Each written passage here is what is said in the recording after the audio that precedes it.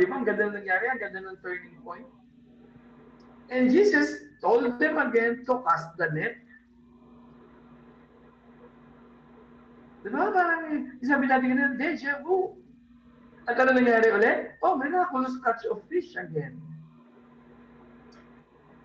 But they, sabi natin kanina, but they were not able to recognize it.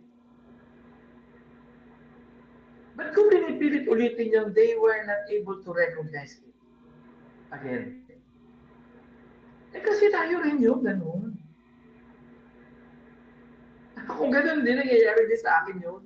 Tayo, ewan ko, maybe you can ask yourselves. Nangyayari ba sa'yo yun? Wherein what? You do not recognize the presence of God. God is doing things to your life, in your life, and yet you do not recognize the things that He is doing to you. Marami ba nangyayari sa iyo yun? Hallelujah. Good thing to ask yourselves today.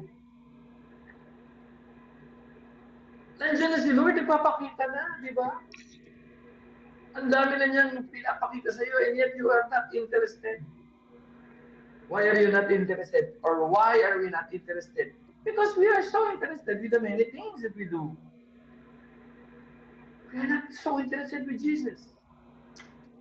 We are not so interested on the things that He is asking us to do. Kaya importante yung yung recognition na, ay, si Lord pala yun. Ay, kagagawang pala ni Lord yun.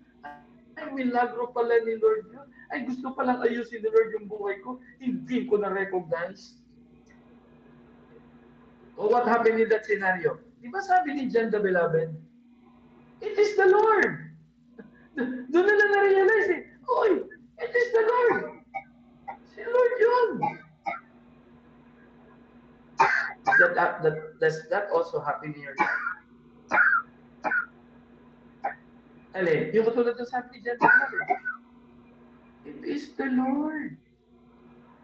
Sabi mo, Ang dami na niyang pinakita sa'yo, and yet you were not able to recognize it. You did not recognize it. And simply we say, naku, yung pala, si Lord pala yung nangungusap sa akin. Si Lord na pala yung umaayos ng buhay ko. Si Lord na pala, hindi ko pa man lang na-recognize. Kaya di ba yung guilt na sabi natin kanina, sometimes we also have those kinds of guilt. Like the guilt that happened, the guilt that Peter experienced. Nahiyang-hiya tayo minsan, di ba? Naku, Lord, nakakaya, ikaw na pala yan. Ikaw na pala umaayos. It is your doing na pala, Lord. Hindi ko pa na-realize. Minsan masasabi pa, ang tanga-tanga ko talaga. Naging ano mo na ba yun? Naging dialogue mo na ba yun? Yung sabi mo, ang tanga-tanga ko talaga, Lord. Baka sabihin sa'yo ni Lord, oo nga, ang tanga-tanga mo. Sabi tumawa. Ilan na yan? 4. Di ba? Naging tanga ka na ba? O kaya sasabihin kaya sa atin, di ba? Alam mo, tanga-tanga mo, anak. Pero hindi, napakabuti ng Diyos eh. Hindi niya sasabihin sa atin yan eh. Pero minsan sana naman, maybe we can realize it.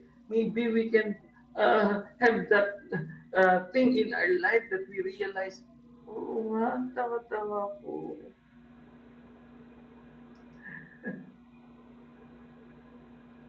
Minsan, it's good to be tanga. Sorry, I have to use the word tanga. O T-A-N-G-A na lang, para masakit sa tenga. Pagbigyan nyo na muna ako, gamitin na muna natin salitang tanga. Bakit? Minsan kasi we do not realize na ang tanga-tanga pala natin. Pero okay lang naman maging tanga eh. Di ba sabi nga, force for Christ eh. Okay lang maging force for Christ. Ano yung force for Christ? Parang ang tanga-tanga mo, di ba? Bakit? Ang tanga-tanga mo. Pinatawad mo, di ba? Umutang sa'yo, hindi mo pinabayad. Pinatawad mo. Ano sasabihin sa'yo? Ang tanga-tanga mo. Yun ang mga bagay na okay lang maging tanga. Maging tanga ka sa mabilis ka magpatawad.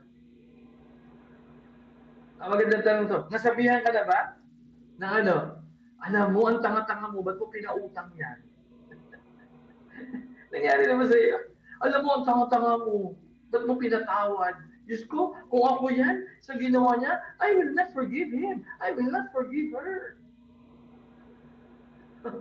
Di ba? Nangyari na ba sa iyo? Okay lang siguro yun.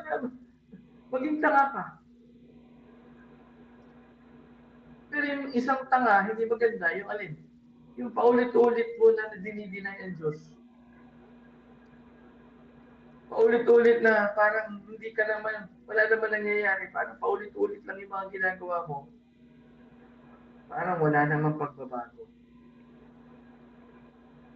Yun siguro ang isang hindi magandang katangahan. Pero kahit tayo yung mga tanga, sorry, paulit-ulit yung word na tanga eh. Maganda rin minsan kasing napapakinggan natin yun para ma-realize natin, oo man, no? Tanga-tanga ko talaga. Kahit na tayo yung mga tanga. But still, Jesus meets us. Kailan? Hallelujah. So sa mga pagkakataon na hindi nasasayang yung ating paghihintay kay Lord. Imagine, sa ginawa ni Peter, minit pa rin siya ni Lord. Di ba? Kung ako kay Lord doon, ay, nasa na yung Peter na yan? Pag ako namuling nabuhay, ako, yari sa akin yung Peter na yan. Pero hallelujah, God is so loving. He is a so loving God. Why? He meets Peter there. Hindi niya naisip na, ay nako, nagkasala si Peter. Hindi lang isang beses eh. Parang yung, sino bang artista yan? Not once, not twice, but thrice. Di ba? Naalala niyo kung sino artista yan? Sumalangit na mapatay na yun. Di ba? Nagsisisigaw siya. Naniloko kami! Not once, not twice, but thrice. Okay. Kung si Lord yun, siguro sasabihin niya kay Peter, Peter, you denied me not once, not twice, but thrice. Ako. Pero napaka-loving God si Lord.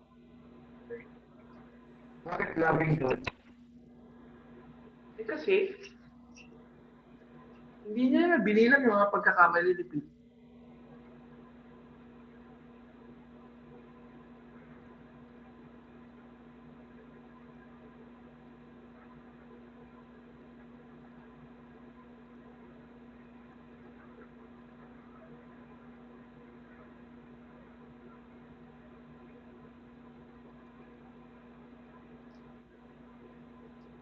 Sorry po.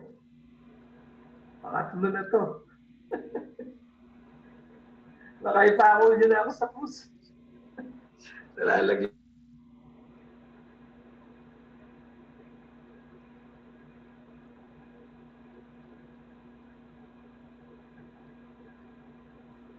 Hallelujah. Ayun na. Subukan nga po natin. Tanggalin na lang natin. Ano mo yun? I just tried this.